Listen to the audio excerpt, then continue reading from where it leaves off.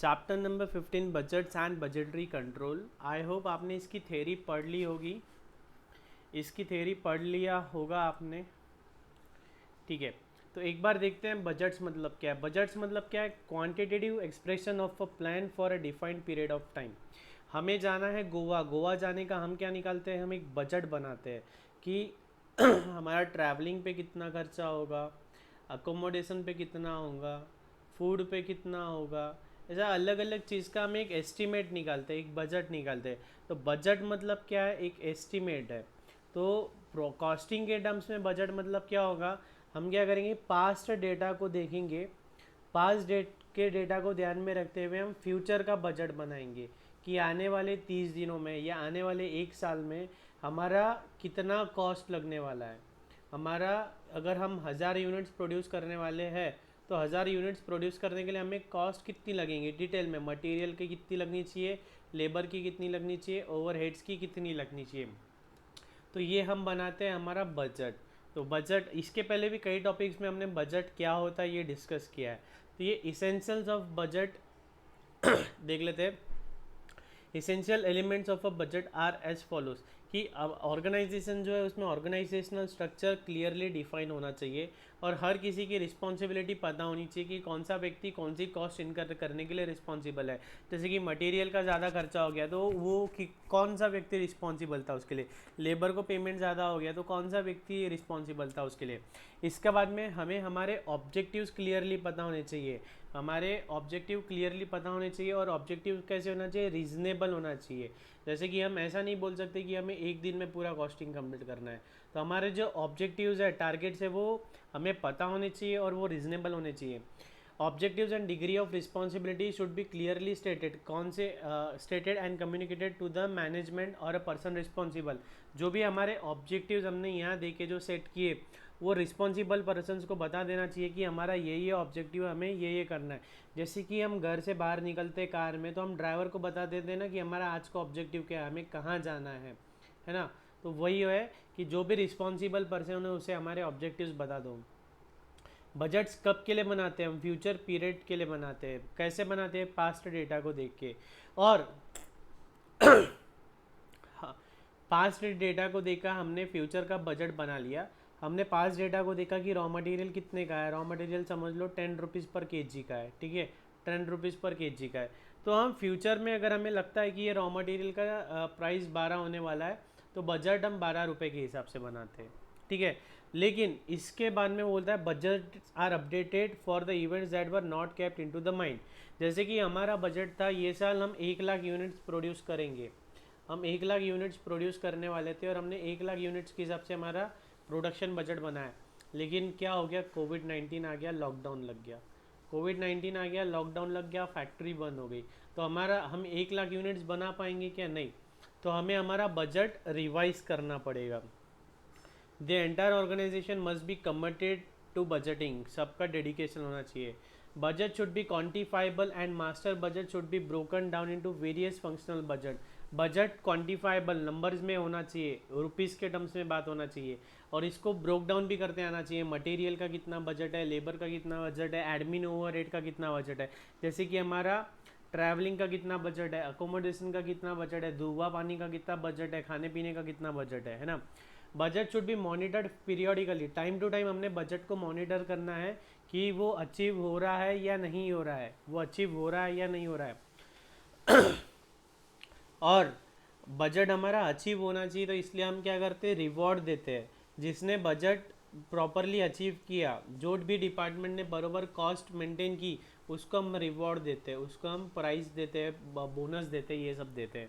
तो जो हमने लेबर में देखा था ना रिवॉर्ड सिस्टम, वो होता है समझ लो। बजट वो जो हमने लेबर वाला टॉपिक देखा था हाल से रोहन, उसमें यही तो था ना, हम हमारा बजट निकालते थे और बजट से कम कॉस्ट जो भी लेबर लगा रहा है, हमारी बजटेड कॉस्ट होती थी और उससे जो कम कॉस्ट लगा रहा है मतलब जो कॉस्ट सेव कर रहा है उसको हम क्या देते थे? रिवॉर्ड देते थे। तो ये थे इसेंशियल्स ऑफ बजट। अब देखेंगे कैरेक्टरिस्टिक्स ऑफ बजट। बजट्स की कैरेक्टरिस्टिक्स क्या है? The main characteristics of budgets are as follows. A budget is considered for a definite period of time, आने वाले 30 दिन, एक साल, 6 महीना, 2 महीना। ये एक रिटर्न डॉक्यूमेंट होता है, लिख के निकालते हैं हम budget. Detail plan of all economic activities of a business. हम ये साल बिजनेस में क्या क्या प्रोड्यूस करने वाले हैं, कितनी कितनी क्वांटिटी प्रोड्यूस करने वाले हैं। All the departments of a business unit cooperate for the preparation of business budget. हर एक डिपार्टमेंट को कोऑपरेट करना पड़ेगा। जैसे कि मटेरियल कितना लगने वाला है तो प्रोडक्शन डिपार्टमेंट कोऑर्डिनेट करेगा, एचआर डिपार्टमेंट कोऑर्डिनेट करेगा, हर डिपार्टमेंट कोऑर्डिनेट करेंगे तभी तो जाके हमारा बजट बनेगा। Budget is a mean to achieve business and it is not an end in itself. Budget तो एक शुरुआत है, हमने बजट बना लिया मतलब हम प्रॉफिट में आ गए, हमारी कॉस्ट कंट्रोल होगी, ऐसा नहीं है। बजट बस एक हमारा टाइम टेबल है पढ़ाई का जो हमने बनाया। अब टाइम टेबल बना लिया तो हम सीए बन गए क्या? नहीं। अब टाइम टेबल बनाया उसको फॉलो करेंगे तो हम सीए बनेंगे। सिर्फ टाइम टेबल बनाने से हम चार्टर्ड अकाउंटेंट नहीं बनेंगे। Budgets need to be updated, corrected and controlled every time when circumstances change. Therefore it is continuous process. एक बार बजट बना लिया तो बन गया क्या? नहीं। टाइम टेबल बना दिया और वैसा हो गया। एक बार टाइम टेबल बना दिया तो पत्थर की लकीर हो गई क्या? नहीं। हम बीच में बीमार हो गए तो टाइम टेबल रिवाइज करेंगे, या हमारा कोई सब्जेक्ट बहुत अच्छे से पढ़ाई हो गई तो टाइम टेबल रिवाइज करेंगे। तो इसे ये क्या है? कंटिन्यूस प्रोसेस है। Budget helps in planning, coordination and control. Different types of budget are prepared by industries according to business requirement. हर व्यक्ति अपने अपने हिसाब से अलग अलग टाइम टेबल बनाता है। मिहिर का अलग है, मिताली का अलग है, शिवानी का अलग है, निकिता का अलग है। हर स्टूडेंट का अलग अलग टाइम टेबल है। तो हर इंडस्ट्रीज, हर बिजनेसमैन अपने अपने हिसाब से बजट बनाता है। Budget act as a business barometer, मतलब थर्मामीटर। टाइम टेबल हम अचीव कर रहे हैं क्या? अचीव कर रहे हैं तो हम सही चल रहे हैं, टाइम टेबल अचीव नहीं कर रहे तो गलत चल रहे हैं। Budget is usually prepared in the light of a past experience. Past data को देखते हुए बनाते हैं। Budget is a constant endeavour of the management. अच्छा देखो, कॉस्टिंग के अभी हमारे 2 ही टॉपिक बचे। इसका इतना लोड लेना नहीं है। आप ऐसा समझो कि आपका कॉस्टिंग हो गया, ये हमारे चलते फिरते आराम से हो जाएंगे ये टॉपिक्स। इसका लोड लेना नहीं है। ओके ऐसा समझो कॉस्टिंग 95% हो गया है। पढ़ाई पूरी फुल फ्लेज में चालू कर दो कॉस्टिंग में।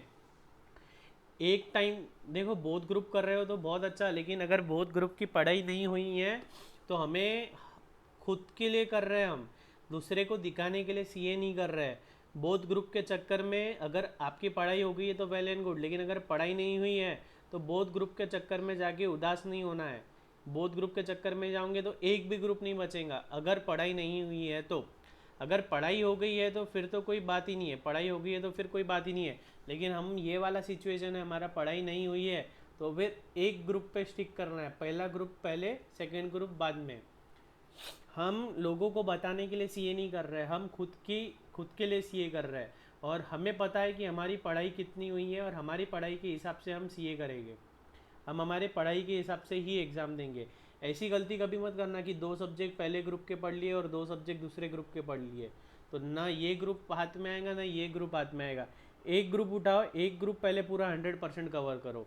या मान लो अगर 10 घंटे पढ़ रहे हो तो 10 घंटे में से 7 घंटे एक ग्रुप पढ़ो, बचे हुए 3 घंटे दूसरा ग्रुप पढ़ो।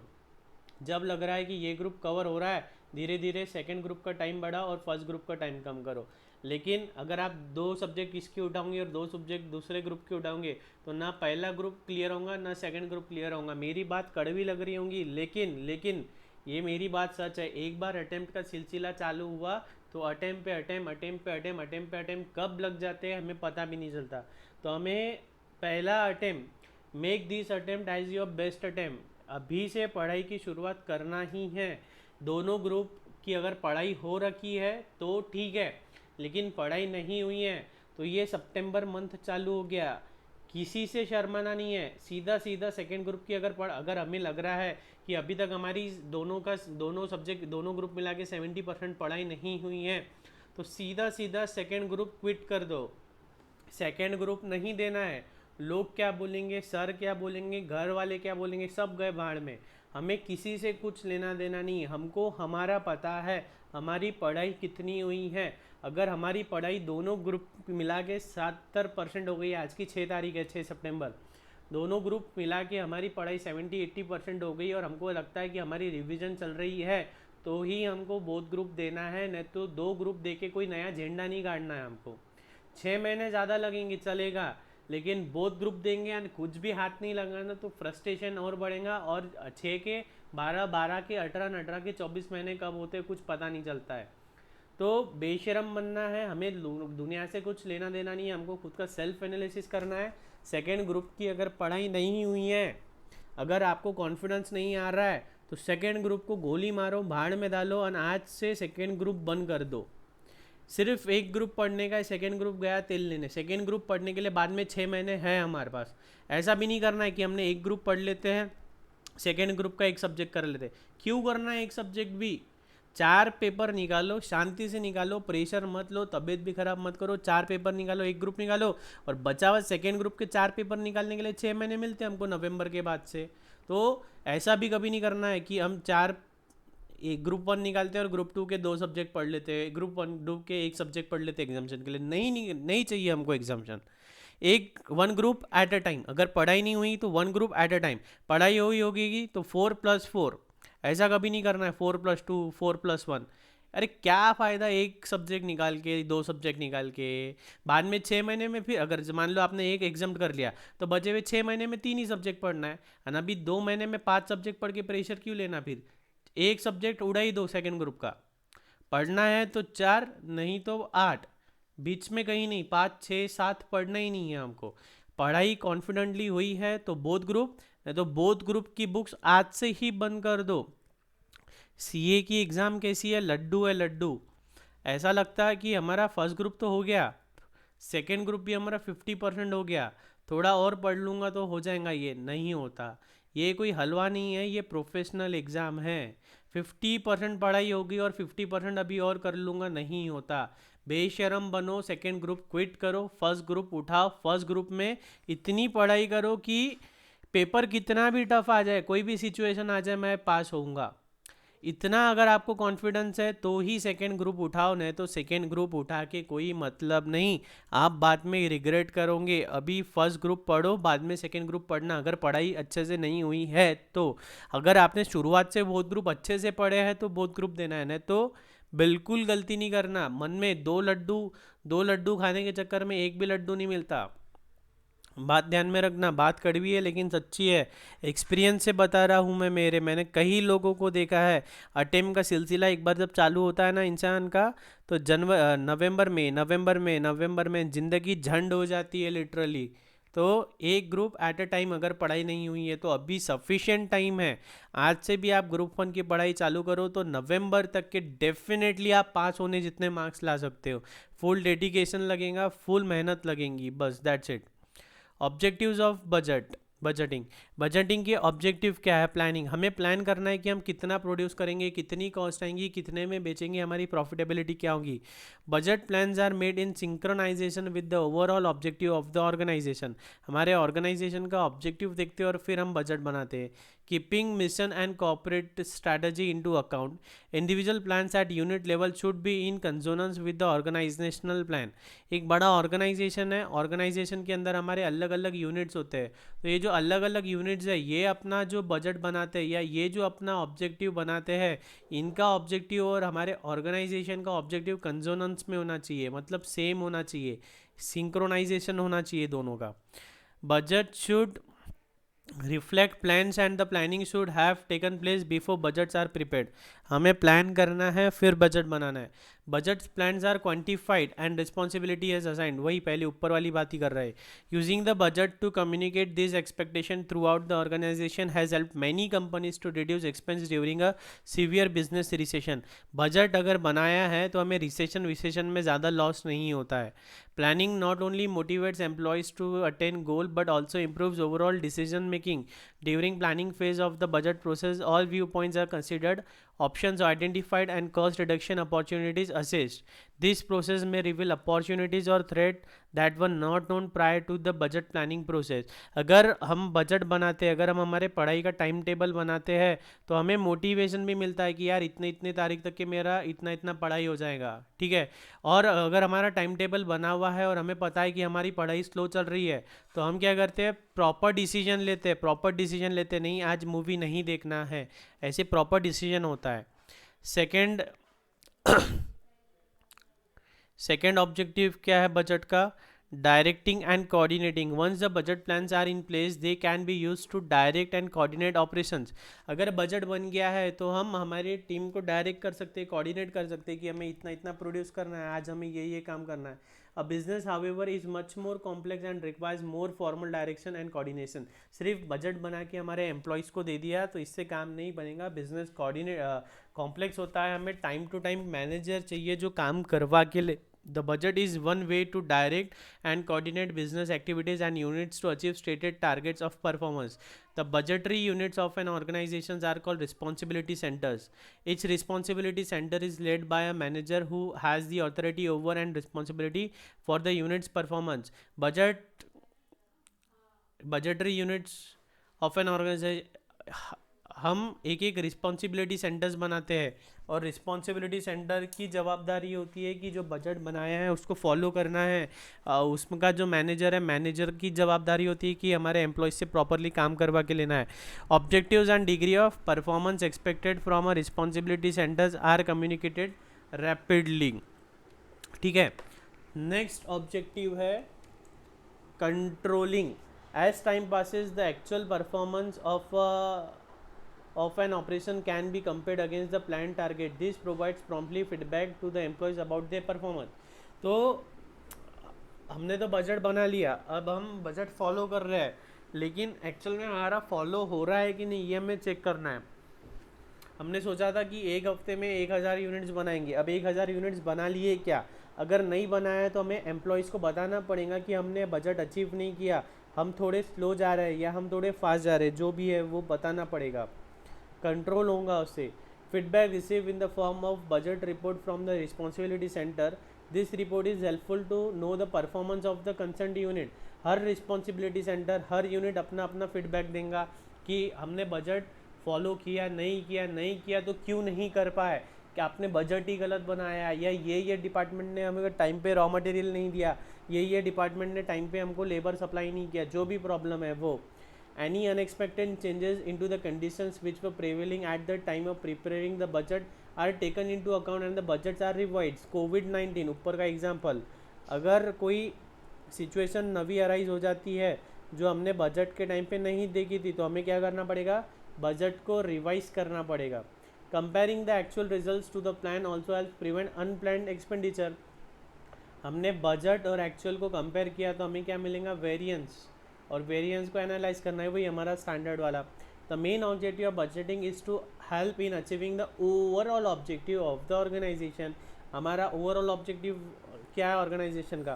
प्रॉफिट मैक्सिमाइज करना है, मतलब ही कॉस्ट कम करना है. ठीक है. Meaning of budgetary control. It is the system of management, control and accounting in which all the operations are forecasted and planned in advance to the extent possible and the actual results compared with the forecasted and planned ones. It is the system of management, control and accounting in which all the operations are forecasted and planned in advance to the extent possible and the actual results compared with the forecasted and planned ones. ठीक है. Budgetary control involves establishment of budget, continuous comparison of actual. Budgetary control involve में क्या है? पहले तो हम budget बनाएंगे, compare करेंगे एक्चुअल एंड बजटेड का, बजट को रिवाइज करेंगे अगर हमें लग रहा है चेंज हुआ है, और जो रिस्पॉन्सिबिलिटी है हर एक को अपनी अपनी रिस्पॉन्सिबिलिटी बता देंगे. The salient features of such a system are the following. Determining the objectives to be achieved. हम हमारे ऑब्जेक्टिव्स डिफाइन करेंगे. Determining the variety of activities that should be undertaken. हमने हमारे ऑब्जेक्टिव्स अचीव करने के लिए क्या क्या एक्टिविटी करना है. हमारा ऑब्जेक्टिव है नवंबर 20, हमने ऑब्जेक्टिव डिसाइड किया, उसके लिए क्या करना पड़ेगा? पढ़ना पड़ेगा, मोबाइल कम करना पड़ेगा, फेसबुक बंद करना पड़ेगा, इंस्टा, स्नैपचैट, व्हाट्सएप सब कम करना पड़ेगा. ड्राइंग अप अ प्लान और स्कीम. टाइम टेबल बनाएंगे, प्लान बनाएंगे कैसे कैसे पढ़ना है. Laying out system of comparison of actual performance by each person. Test series देंगे. हमने सोचा था कि हमारा अकाउंट्स में 70 मार्क्स आएंगे, जब टेस्ट सीरीज़ दिया तो हमने एक्चुअल परफॉर्मेंस कंपेयर किया.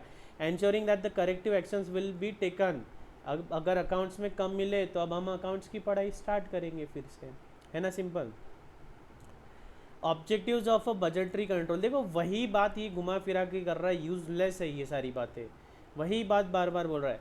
Portraying with precision the overall aim of the objective, इसके पहले 3 बार बोल दिया हम हमारे ऑर्गेनाइजेशन का ऑब्जेक्टिव। लेइंग डाउन रिस्पॉन्सिबिलिटी, ये भी 2-3 बार बोल दिया।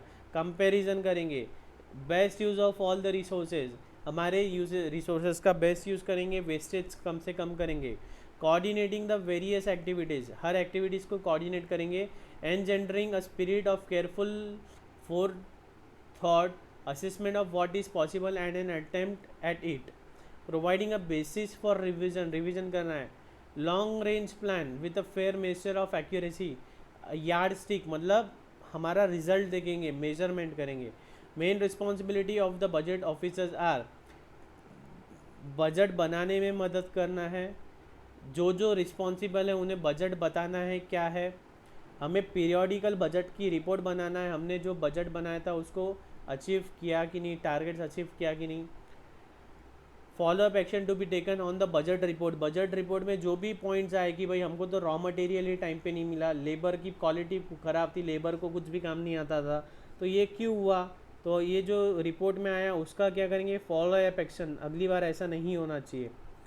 Prepare an overall budget working report, बाद में पूरे ऑर्गेनाइजेशन की बजट रिपोर्ट बनाते हैं और फिर पीरियोडिकल रिपोर्ट बनाते हैं, ठीक है। Advantages of budgetary control system, budgetary control system के क्या एडवांटेजेस है। Efficiency, the use of budgetary control system enables the management of a business concern to conduct its business activities in a efficient manner. Time table बना लिया तो हम हमारी पढ़ाई systematic efficient manner में कर सकते हैं। कंट्रोल ऑफ एक्सपेंडिचर, अगर हमारा बजट बना हुआ है कि मटेरियल पे कितना खर्चा होना, मटेरियल पे 10,000 खर्चा करना है, लेबर पे 15,000 करना है, तो हम हमारा खर्चा बरोबर ये लिमिट में ही करेंगे। कंट्रोल ऑफ एक्सपेंडिचर, हमारे एक्सपेंडिचर कैसे रहेंगे, कंट्रोल रहेंगे।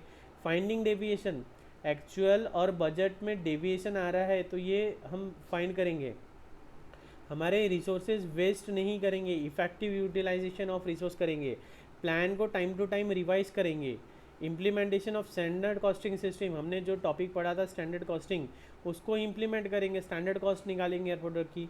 Cost consciousness also such as banking management. Cost consciousness, अगर हमारे बजट्स वगैरह बने हुए हैं और हमने हमारे बजट जो जिनसे हमने लोन लिया है बैंक वगैरह को, हमने हमारे बजट्स बताया है कि हम इतने इतने कॉस्ट में प्रोड्यूस करेंगे, इतने कॉस्ट में सेल करेंगे, तो उन्हें भी लगेगा कि जो ऑर्गेनाइजेशन ये कॉस्ट कॉन्शियस है। Credit rating, management which have developed a well ordered budget plans and which operate accordingly receive greater favour from credit agencies, जो क्रेडिट देती है, जो लोन देती है हमें, या क्रेडिट रेटिंग एजेंसीज मतलब जो हमें रैंकिंग देती है कि ये ऑर्गेनाइजेशन की तबीयत कितनी अच्छी है, कितनी हेल्दी है, कितनी अच्छी ऑर्गेनाइजेशन है, कितना पैसा कमाती है, हाँ, तो उसे बोलते हैं हम क्रेडिट रेटिंग। कौन देता है, क्रिसिल, ये सारी कंपनियां हमें क्रेडिट रेटिंग देती है। और क्रेडिट एजेंसीज मतलब जिनसे हम लोन लेते हैं, अगर हम प्रॉपरली बजट बनाते हैं, फॉलो करते हैं, तो हमें लोन देने वाला क्या बोलेंगे, अच्छी बड़ी कंपनी है, प्रॉपरली बजट बनाती है, बजट को फॉलो करती है, कॉस्ट कंट्रोल है, इसमें कॉस्ट कम है मतलब प्रॉफिट ज़्यादा है, हम इसको लोन दे सकते हैं। अब जो बजटरी कंट्रोल सिस्टम है उसकी क्या लिमिटेशन है। पहला लिमिटेशन है कि ये एस्टीमेट्स पे बना हुआ है। क्या है ये, एस्टीमेट्स पे बना हुआ है। लेकिन हमने जो सोचा, जो फोरकास्ट किया था, एस्टीमेट किया था, वो एक्चुअल में हुआ क्या। एक्चुअल में हो सकता है कि मटेरियल के रेट बढ़ गए, लेबर अवेलेबल नहीं है, लॉकडाउन की वजह से सभी लेबर अब यूपी बिहार चले गए, कुछ भी हो सकता है, तो ये एक ड्रॉबैक है। एस्टीमेट पे बनाया हमने, एस्टीमेट हमारे कभी सही नहीं हो सकते, फ्लक्चुएशन आ सकता है। Time factor, budgets cannot be executed automatically, some preliminary steps are required to be accomplished before budgets are implemented, it requires proper attention and time of management must not expect too much during the development period। हमें budget बनाने के लिए time लगता है, management ने उसमें ध्यान देना चाहिए बजट बनाते टाइम। कॉपरेशन रिक्वायर्ड, हमें पूरे ऑर्गेनाइजेशन की हर एक रिस्पॉन्सिबिलिटी सेंटर का क्या चाहिए, कॉपरेशन चाहिए, कोऑर्डिनेशन चाहिए। हर किसी ने अपना अपना डेटा देना चाहिए कि हम इतना प्रोड्यूस कर सकते हैं, हम इतना ये कर सकते हैं, हमें इतनी कॉस्ट लगेगी, सारे उनके पॉजिटिव और नेगेटिव बातें सारी उन्होंने बताना चाहिए, कॉपरेशन करना चाहिए। एक्सपेंसिव, कई बार बजट बनाना एक एक्सपेंसिव काम हो जाता है। बजट बनाना एक्सपेंसिव काम हो जाता है, हमें पूरे ऑर्गेनाइजेशन देखना पड़ता है, ऑर्गेनाइजेशन में कितने रिस्पॉन्सिबिलिटी सेंटर है, कितनी कितनी कॉस्ट लगने वाली है, जो जो रॉ मटेरियल लग रहा है क्या फ्यूचर में हमें वो कितने रेट में मिलेगा, फ्यूचर में उसकी कॉस्ट बढ़ जाएंगी या घट जाएंगी, वो सारी बातें हमें ध्यान में लेना पड़ता है। Not a substitute for management. Budget बना लिया और मैनेजमेंट छुट्टी पे चले गया, ऐसा है कि नहीं, मैनेजमेंट का काम तो मैनेजमेंट करेगा ही, बार बार काम करवा के लेना, प्रॉफिट चेक करना, कॉस्ट कंट्रोल करना, ये मैनेजमेंट को तो बार बार देखना ही पड़ेगा। बजट बना दिया इसका मतलब ये नहीं, टाइम टेबल बना दिया इसका मतलब ये नहीं कि हम सीए बन गए, हमें बार बार देखना ही पड़ेगा कि हमारी पढ़ाई हुई कि नहीं, हमें टेस्ट देना ही पड़ेगा। Rigid document. Budgets are considered as a rigid document, but in reality, an organization is exposed to various uncertain internal and external factors. हम क्या सोचते हैं, बजट बना लिया कि ये साल हम 1 लाख यूनिट्स बनाएंगे, मतलब बनाएंगे, ये एक हमने पत्थर की लकीर बना ली, ऐसा हमको लगता है, लेकिन रियल में हम बना सकते हैं क्या? नहीं। हो सकता है हम 1 लाख से भी ज़्यादा बना ले या कम बना ले। जो इंटरनल फैक्टर्स है, एक्सटर्नल फैक्टर्स है, कुछ भी हो सकता है, लॉकडाउन लग सकता है, लेबर लोग छुट्टी पे चले गए, रॉ मटेरियल का सप्लाई नहीं मिला, कुछ भी हो सकता है, कुछ भी हो सकता है। तो हमें सारी बातों को ध्यान में रखते हुए ही बजट बनाना है। Components of budgetary control system. Physical budget, those budgets which contain information in terms of physical units, कितनी क्वांटिटी बनाएंगे, 1000 यूनिट्स बनाएंगे। कॉस्ट बजट, ये कॉस्ट बजट क्या बताता है कि हमारी कितनी कॉस्ट लगेगी, कितनी कॉस्ट लगेगी, प्रोडक्शन की कॉस्ट कितनी आएंगी, एडमिनिस्ट्रेशन की कॉस्ट कितनी आएंगी, सेलिंग की कॉस्ट कितनी आएंगी, R&D की कॉस्ट कितनी आएंगी। ठीक है। प्रॉफिट बजट, हम कितना प्रॉफिट कमाएंगे, sales budget, profit and loss budget, revenue budget. Financial budget which facilitate in ascertaining the financial position of a concern, मतलब cash budget, capital expenditure budget, budgeted balance sheet, ये सारी चीज़ें। Preparation of budget, वही बात फिर से कर रहा है, ये ऑब्जेक्टिव डिसाइड करो। Location of the key factor, there is usually one factor which sets a limit to the total active, for instance in India today some key factor, जो हमने पिछला टॉपिक देखा, की फैक्टर क्या है, रॉ मटेरियल है, हो सकता है हमारे लिए रॉ मटेरियल की फैक्टर हो सकता है लेबर की अवेलेबिलिटी की फैक्टर हो सकता है मशीन की अवेलेबिलिटी की फैक्टर हो सकता है बिजली की फैक्टर हो, तो ऐसा कुछ भी हो सकता है। तो हमें हमारा पहले की फैक्टर देखना है।